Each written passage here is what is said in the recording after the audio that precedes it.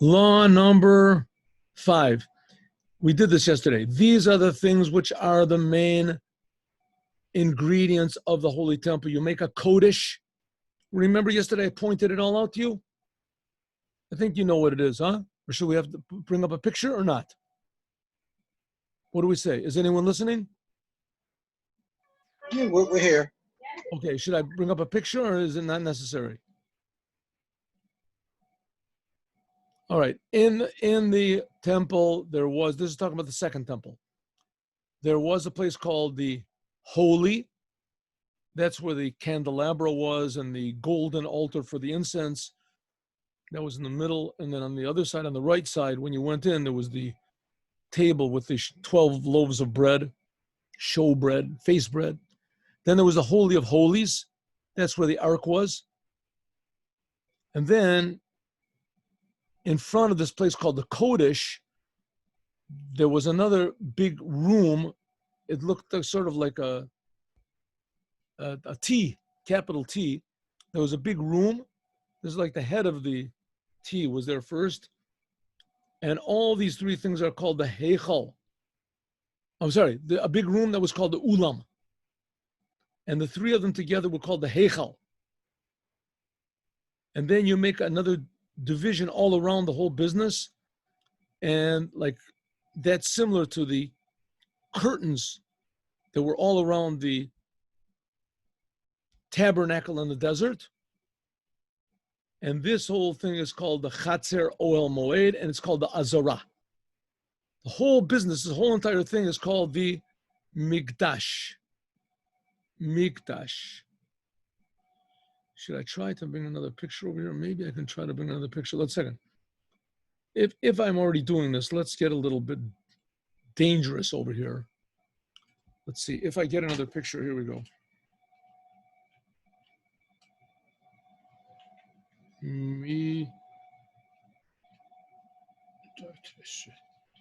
Midot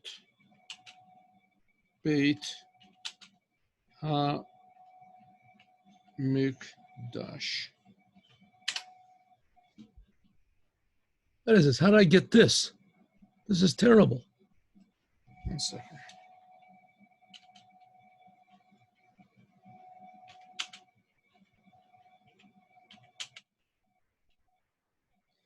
Mikdash. I see, because I'm writing. This is somehow or other switched to English. Okay, let's just go back to the source, and that's it. Here we go. Go back to the source. Back to the meeting. Back to the share screen. Back to the...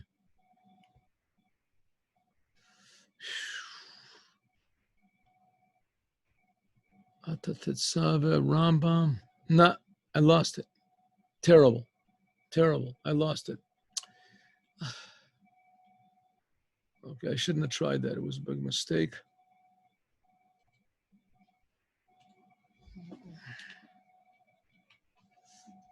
What are you looking for? I was looking for Beit HaMikdash, and I originally, the letters, it was in Hebrew, so I thought I was printing in Hebrew, but somehow that flipped back to English. So, Hilchot Beit HaBechira. The Holy Temple is called by the Rambam Beit HaBechira, the house with the chosen house. Here it is, chosen house, Beit HaBechira. There it is, Perek Rishon. And this is all we need. All right, that's all we need. Here we go. We're back again. So these are the main things that are in the Holy Temple. V'osim b'mikdash kelim. There have to be various vessels. There have to be various vessels in the Holy Temple. What are they? Do you see my pointer? Is my pointer's? Do you see it? They make visit. The mizbach. First of all, Mizbeach. First of all, there has to be the big altar outside. This is going to be talked about in the second chapter.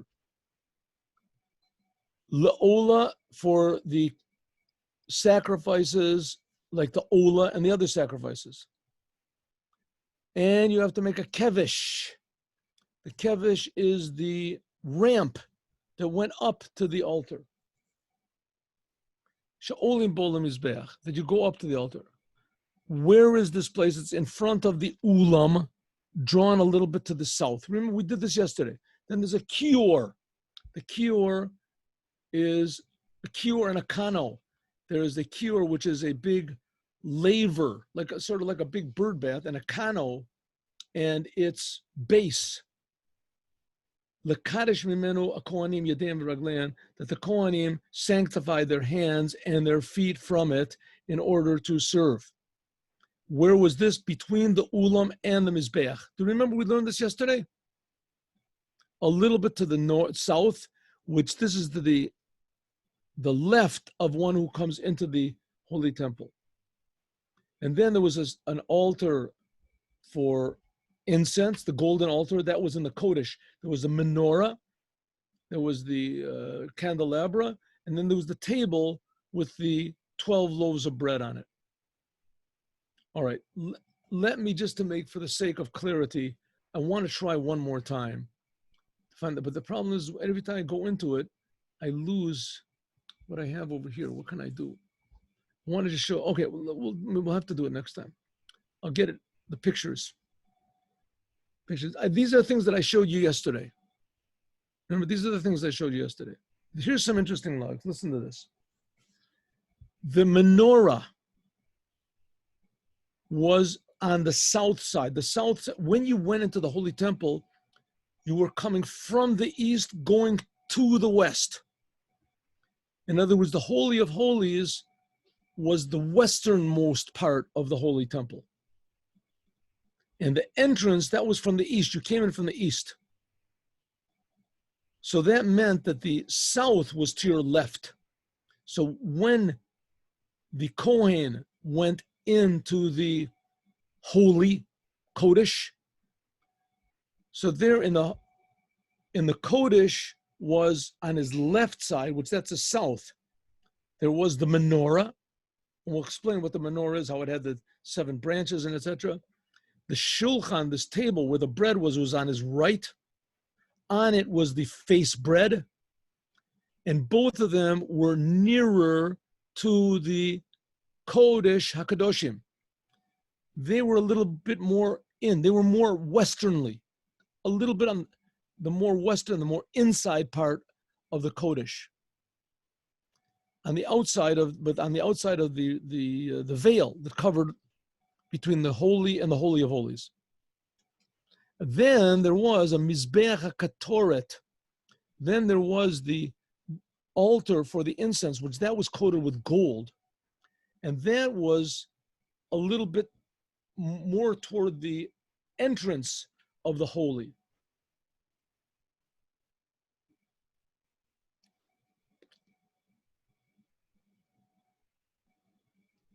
Drawn outward. So in other words, it looked, when you came in, it looked something like a triangle. The point of the triangle was facing you. You came to the point first. That was the golden altar for the incense, a small altar. On the right side, on the top, would be on that corner would be the face bread, and on the left would be the menorah. Va'osim betocha azara gavulim ad kan liYisrael. And then there were places where you could go up to here, the Israel could come, up to here the Kohanim, and you would build batim. There were little houses, little rooms that were written around, which that's called the lishka. Let's just do one more law and then we'll stop for today. This is called lishka. Maybe I'll point these out to you in just 1 minute. Those who have a little, don't have to go, I'll show you.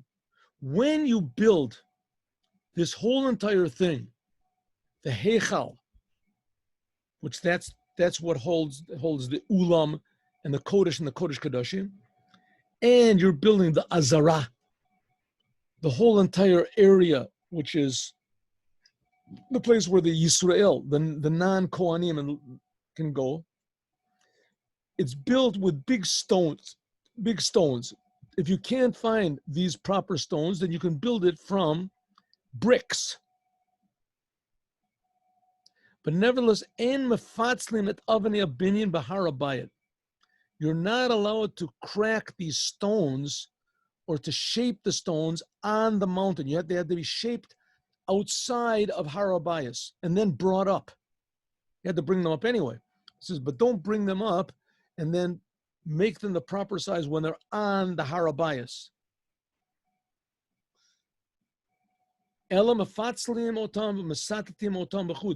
But you can work with iron on them and chisel them away and smooth them out outside of the temple mount. And then afterwards, you bring them in to build. Like it says, avanim gedolot, avanim yakarot, liyased habayit.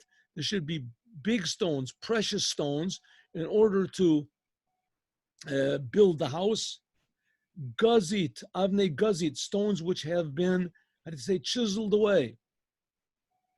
But Omar, but it says, umak bot v'hagarzen, it says makabot v'hagarzen, hammers and chisels, the kalkali barzel and any other metal, lo nishma b'beit bechira, they were not heard in the Beit Bechira. When they were in the mountain, it wasn't heard, but outside they were.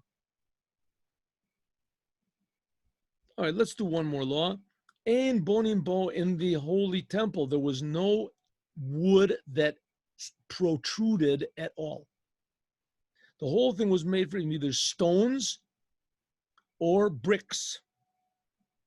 The seed, and also from plaster. A plaster, is it called? Whatever, seed that you would smear on, plaster, cement. The ein osim achsadro shel eitz. You don't make any rooms from wood in the whole azara, in the whole outer section. Everything was either stones or bricks. So let me try this one more time, and I can see if I can get to the size of the Beit HaMikdash. Okay, can we try it? Yes, one more time, okay? Midot Beit HaMikdash.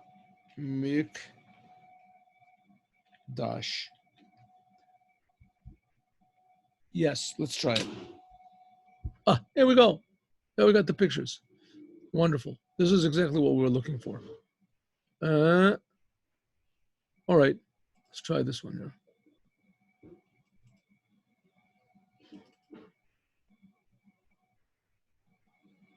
That looks like I overdid it. Let's go back. How did I get here? I have no idea. What happened there? I don't know. Oh, Beit HaMikdash, Eshi. Okay, there we go. No, it just keeps going to the back. Same thing. Okay. All right, here we have the Beit HaMikdash. Maybe this is a little bit better here. Huh? All right, this is what we said before. Here we have the temple. Here we have this section over here. This is where the ark was. That's called Kodesh Kadoshim. Here we have the Kodesh. That's where the showbread was, the face bread, the menorah. Can you see my pointer? Hello? Yes, it's see. Good, very good. Okay, you see my pointer? And this is where the golden altar was for the incense. This is the big altar where they made the sacrifices. This is the ramp that went up in the big sacrifice. We'll talk about the big altar later on, about how many places there were for fire. Here is the laver. It's not really pictured so well here. Here it's pictured a little bit better. There was a big sort of a tub of water that was over here that the Kohanim, they would wash their hands and their feet before they began service in the daytime. Here we have around this. So this is the holy of holies. There was a line here up to here. Where is this? This is where the Kohanim. This is the area for the Kohanim. This is called Ezrat Nashim, but really also men could go there also, Ezrat Nashim. And this is also Ezrat Yisrael here. They could slaughter their animals over here. I guess the Yisrael could also go into here to slaughter the animals. because a Yisrael, the person could bring his animal, he could sacrifice it. It was not only the Kohanim could sacrifice animals. Here's where the animals were tied down and where they were sacrificed. And these are the rooms. There's rooms on the side. There's also more rooms that are built around. That's here. There's ta'im, says, that they're built around here. The whole business, though, was built from stone. So this is what we spoke about in today's lesson. And God willing, we'll continue next week. Here, by the way, is a picture of how the Har HaBayis is. There's all these different opinions also where the Holy of Holies was. If it's in the same place as it is now, if that big stone was really what the Kaaba stone, if that's what we call the Eben HaShia or not. Different opinions. We'll talk about that one, God willing, next week. Meanwhile, signing off, everybody. Tomorrow, 8:30, please be with